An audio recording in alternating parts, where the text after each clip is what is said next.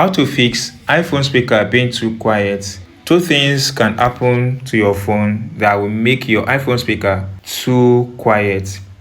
And in this video, I will give you two tips that you may likely follow and fix this. And the third tip is what I will require last, but you have to pay attention because it's going to blow your mind.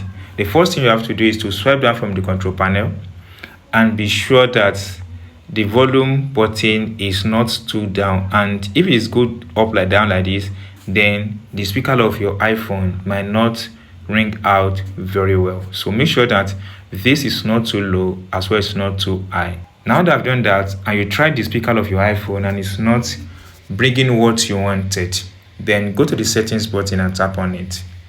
Then inside these settings, scroll down to sound and haptics, tap on it. Or tap on sound and haptics.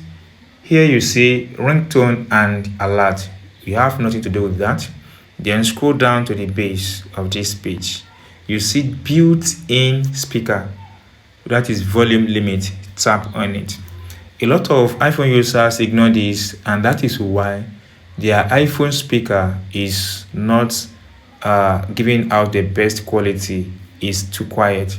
So tap on it to turn it on. Now here you can see the maximum limit is 50 and here is 20. So if it is too low like this, then you might not be able to get what you wanted, but drag it to this place or around this place and leave it like this. What are the benefits of this? Set a limit for how loud your iPhone speaker can play audio, such as songs, movies, and other media.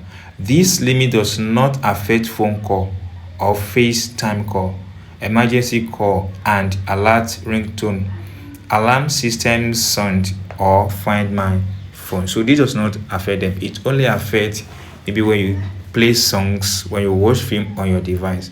So you can put it to this place or you turn it off. So if this one is turned on, make sure you put it and turn it off.